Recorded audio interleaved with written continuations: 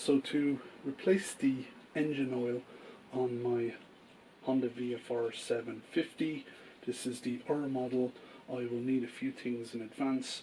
I need a change of engine oil, so I have 10W40 engine oil. I'm using Motul 7100 40 10W40 4-stroke motor oil. It's for road, off-road and adventure bikes. So the engine on the R model holds I think it's about 3.8 litres of engine oil. When you drain the engine oil and replace the filter, you will actually only need about 3.1 litres, because not every drop of engine oil will drain out of the engine. The next thing that I'm going to need is my replacement oil filter. I have a high flow HF303 replacement oil filter. The oil filter is on the left hand side. It's at the front of the engine. I have a engine oil filter removal chain. It's on a ratchet. I then have my 11/16 socket for removing the engine oil drain plug, which is here. It's just this little metal bolt here. And the other thing I have is a replacement crush washer, which will go on the end of the sump plug. I also have some rags, because you're going to get some oil on things like the pipes, just slightly, and possibly around here there's going to be engine oil all over the sump once you take the filter off, so you're going to need some rags to clean that all off. I have a little drain pan which should hold over, I think it holds about 5 or 6 litres, so that should be fine for this job. And that's basically it, so I can now start the job. The first thing I need to do is I need to start the engine and get the engine warmed up to operating temperature, so that's somewhere between 80 and 100 degrees Celsius. So I'm going to turn on the engine and leave it running for about 15-20 minutes. If you try to drain the oil from the engine without heating it up first, then it's actually going to be difficult to get all the engine out of get all the oil out of the engine, because this stuff is quite sticky. When it's cold, it will actually cling to the insides of the engine quite well, and it won't all drain out. When it's heated up, it becomes more viscous and it will flow a lot easier, and it will drain a lot easier, and we'll get as much of the engine oil out as we possibly can.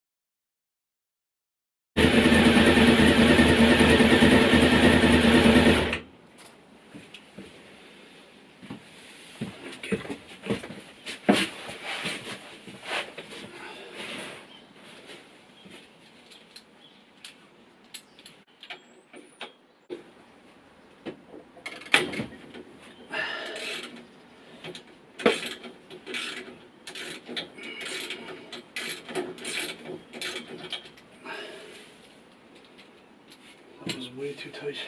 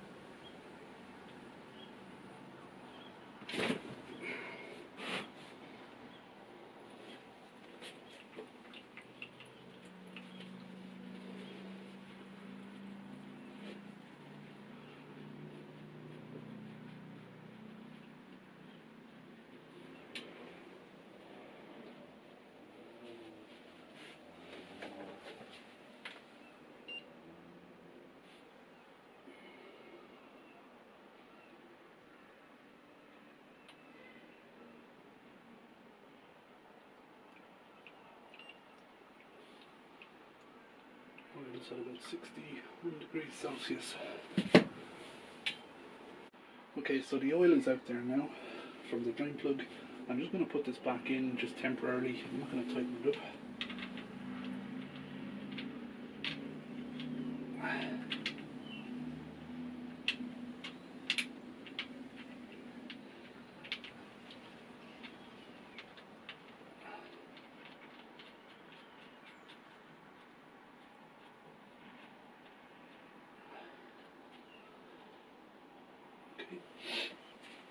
I just want to close this up while I am removing this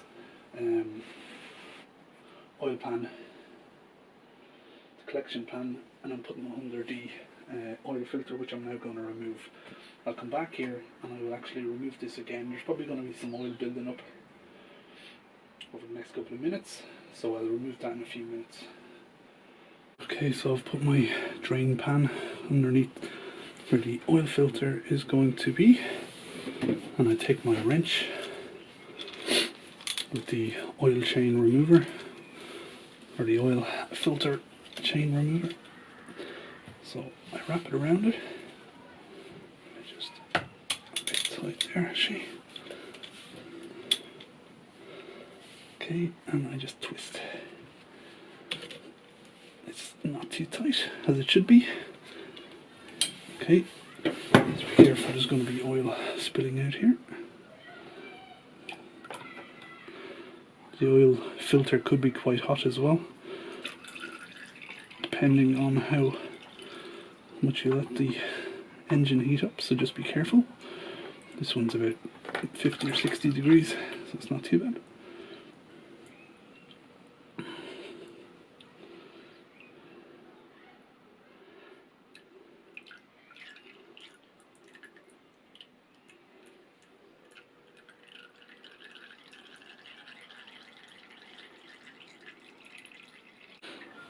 So I'm just going to take my rag and give it a little bit of a wipe down.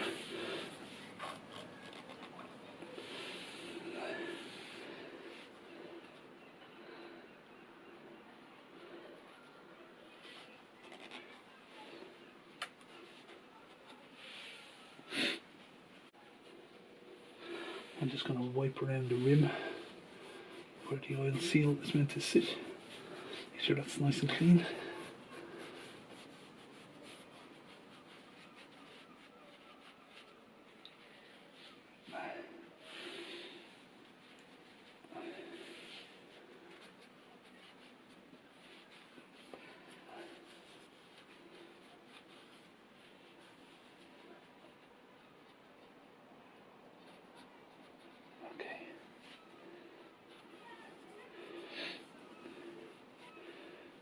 Surface is nice and clean now, there's no damage to it. So what I do now is I take my new oil filter. It should come with a plastic cover on it. If it doesn't, then I would question why. Okay. So the instruction manual says that you're meant to dab some oil around this rim, but it's actually, these high flow oil filters come pre-lubricated, so there's already some grease on this little black rubber seal. Okay, and the whole point of the grease on the rubber seal, or why you would add some engine oil, is because when you're putting this back on and you're twisting it, okay, and the black seal will create a seal with this surface here, but as you're tightening it, this little black rubber seal is going to be rubbing off this, so it's going to be scratching around, and there's a chance, if there's any nicks in the surface, damage to the surface here, the aluminium or the engine casing, then it's going to damage that seal. So you want to check that there is no damage, it's nice and smooth, and this is, the grease is going to mean that it's going to provide a good seal, but it's not going to get damaged. So when it's forming that seal, it's just going to rub across the aluminium rather than getting tore up or clumping up. Okay, so we can go ahead and put on this new oil filter. It only needs to be hand tight. Make sure you don't cross thread it. Just do it by hand. It should feel nice and easy, as it does in this case. Yeah, nice and flush. Put it on.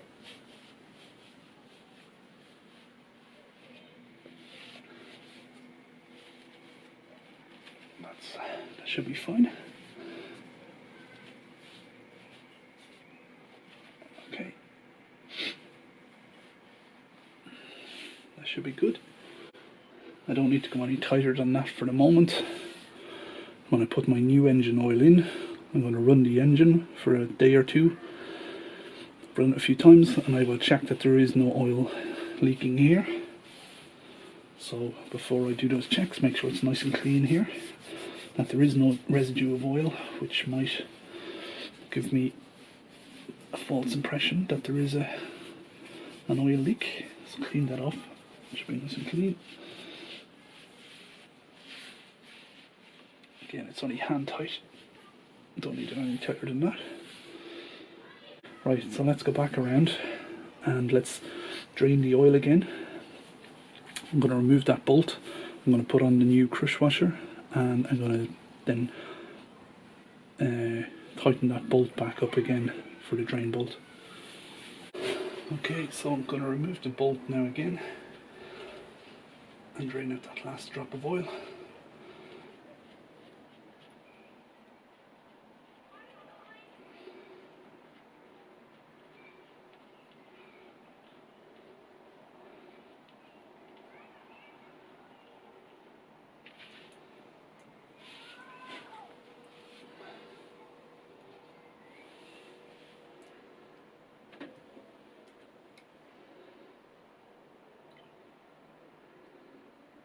Okay, so while that's draining, I'm going to replace the aluminium crush washer.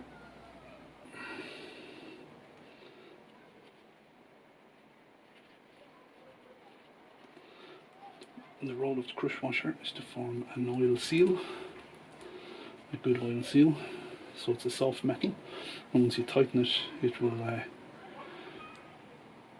it'll basically squish that washer and it will create a seal to stop any oil draining out. Okay, so I'm just going to wipe that off.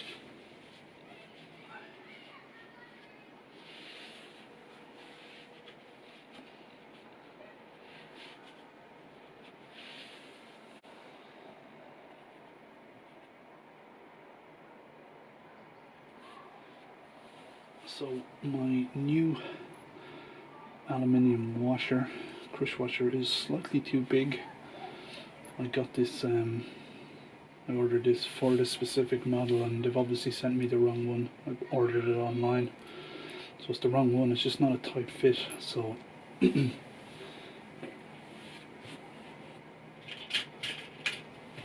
have some copper washers which I'm going to use.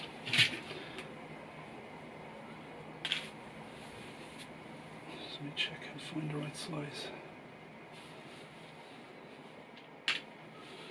I think this one here should do the trick. Yeah, this one's a tight fit.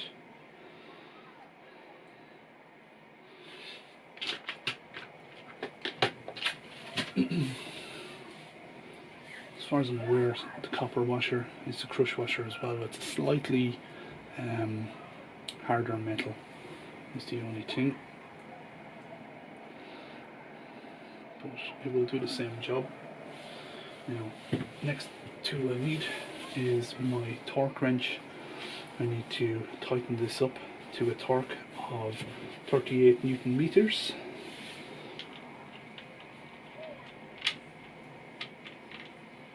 Okay, make sure I don't cross thread it. Should feel nice and easy, which it is.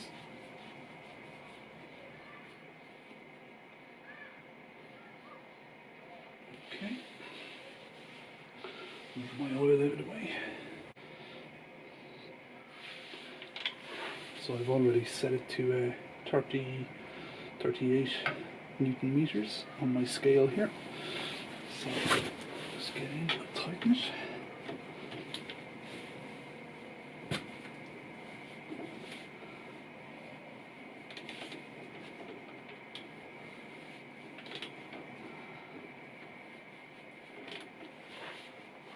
So it's actually quite tight. There we go. 38 Newton meters. That bolt shouldn't be going anywhere and we should have no oil leakage. Let's just wipe it down.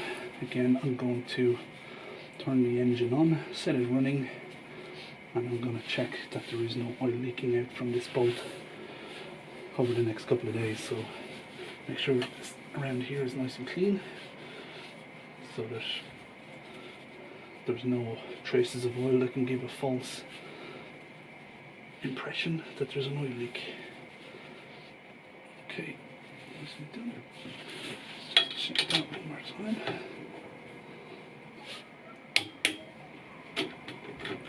There we go. It's all done and dusted. So now I can add in oil.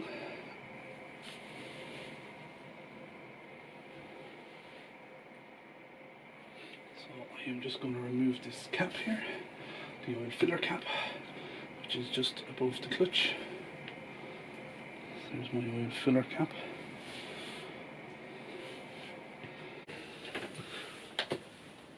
Okay.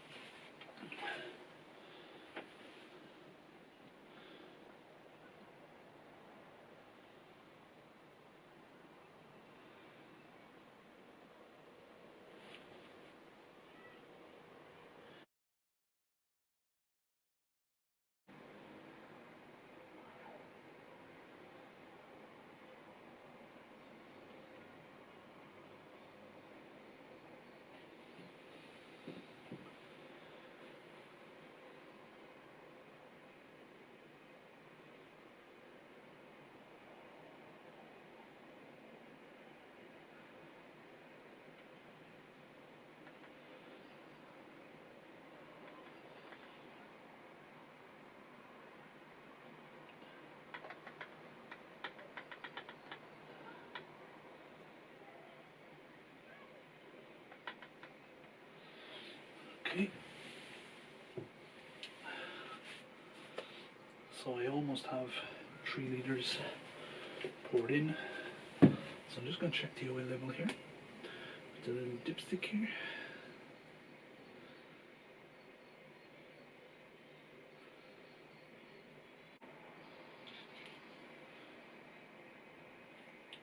It's about halfway up. Well, a little bit more over half.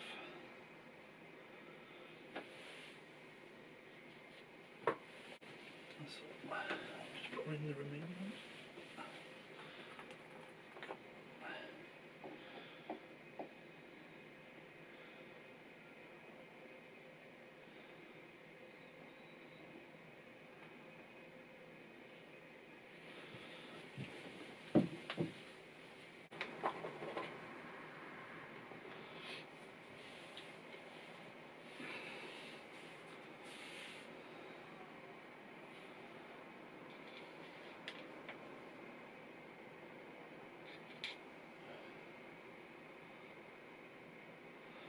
Okay, that's it full.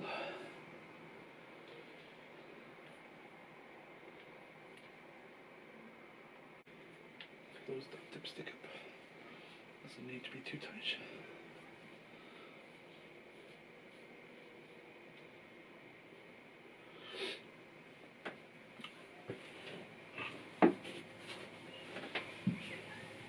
Take my filler cap.